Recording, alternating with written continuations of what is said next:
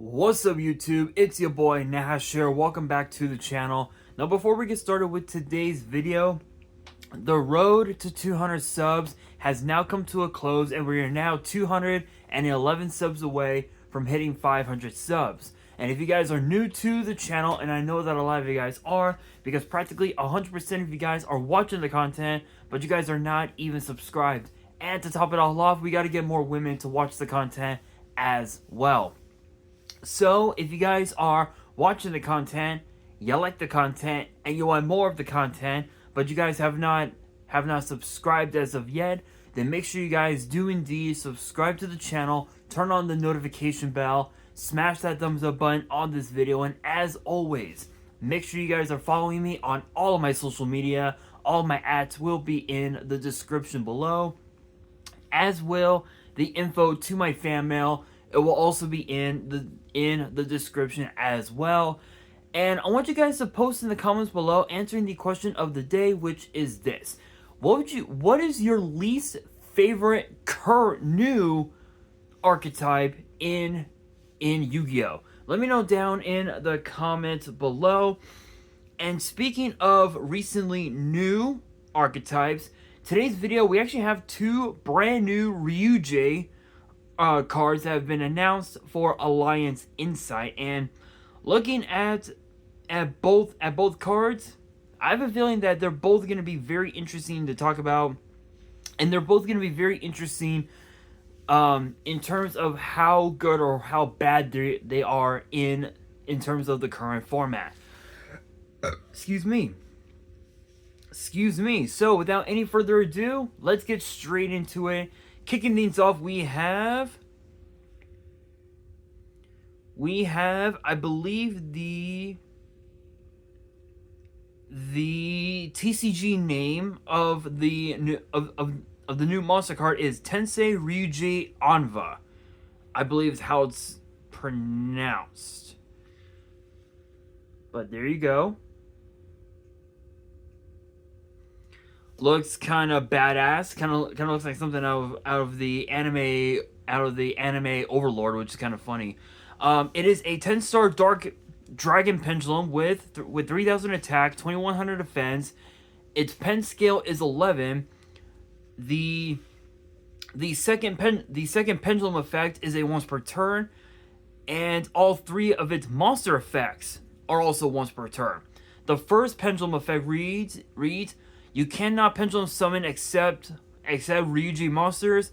This effect cannot be negated. Second effect reads when an opponent's card or effect resolves that was activated in the response to the activation of your Ryu-Ge spell or effect, you can negate that effect, then destroy this card.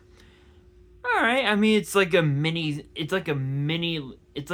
Solemn Judgment. It's not bad, but it's not good either. I mean, you would literally have to give up this card to negate it, but it's basically an Omni. It's basically practically an Omni negate, which is kind of okay. Let's see here. The first monster effect reads you contribute one Ryu-Ge monster from your hand or field except this card. Special summon this card from your hand. Second effect reads, if this card is special summoned, you can target one card on the field, destroy it. Third effect reads, if this card is destroyed, you can place one Ryu-Ge continuous spell trap from your deck or grave, or banishment face up on your field. Honestly, it's not the best, but it's not the worst either. I mean, yes, it does have an Omni negate, and it does have a Cyber Dragon effect, if you will, and being able to just pop a card randomly on the field is pretty good. The only downside is that what's gonna happen if your opponent negates the. Hang on, guys! I accidentally kicked my tripod. Give me a second. There we go. Anyway,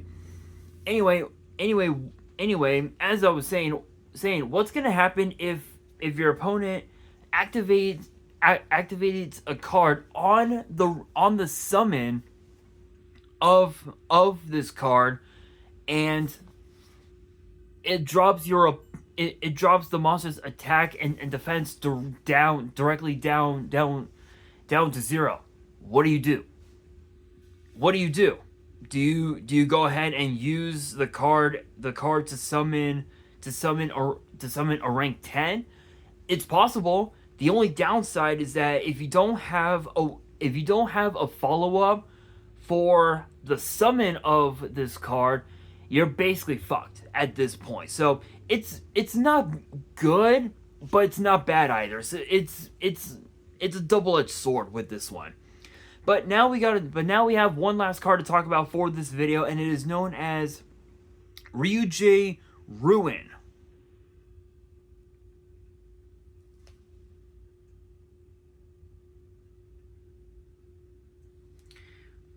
Which is a continuous trap, and the second and third effects are both once per turn. The first effect reads, your opponent cannot target Ryu-Ge monsters you control with card effects. Second effect reads, if you have a Ryu-Ge pendulum monster on your field or face-up extra deck, you can shuffle two Ryu-Ge monsters from your hand, grave, and or banishment into the deck, then target a monster on the field, destroy it.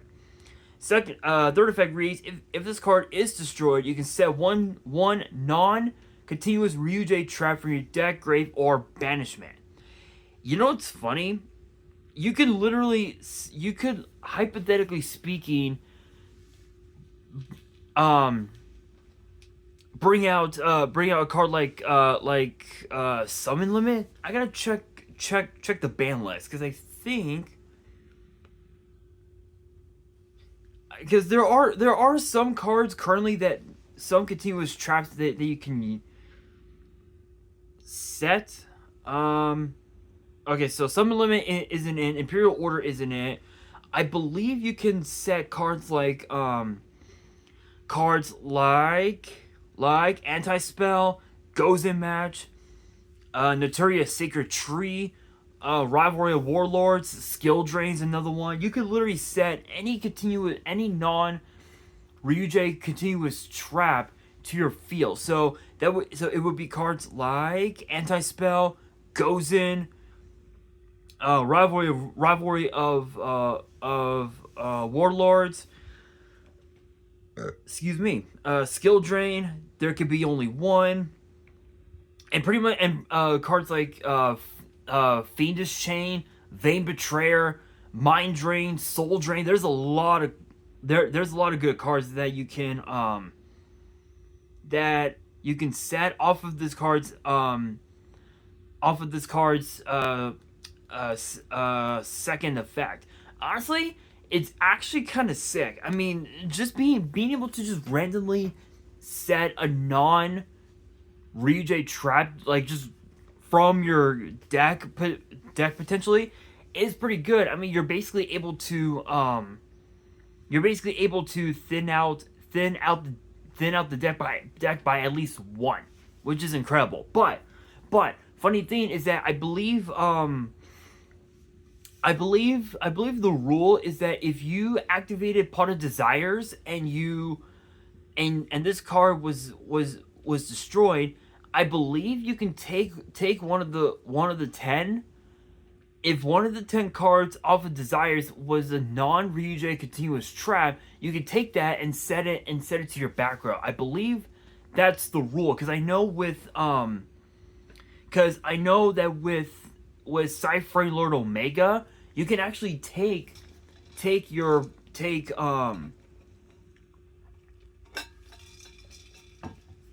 you can take pretty much any banished card and just shuffle it back into the deck, which honestly is kind of crazy, to be quite honest. I will say though, I think looking at these two cards, we're still missing quite a few cards for the archetype. Like I know that we're missing.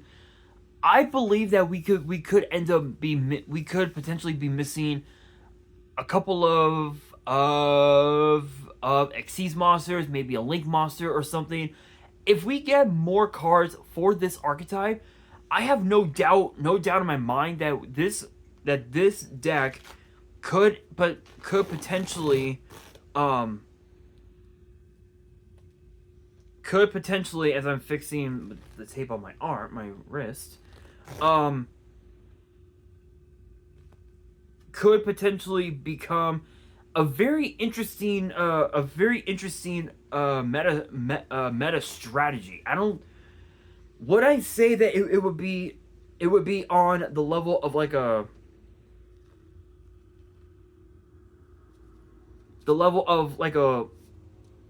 YCS or something?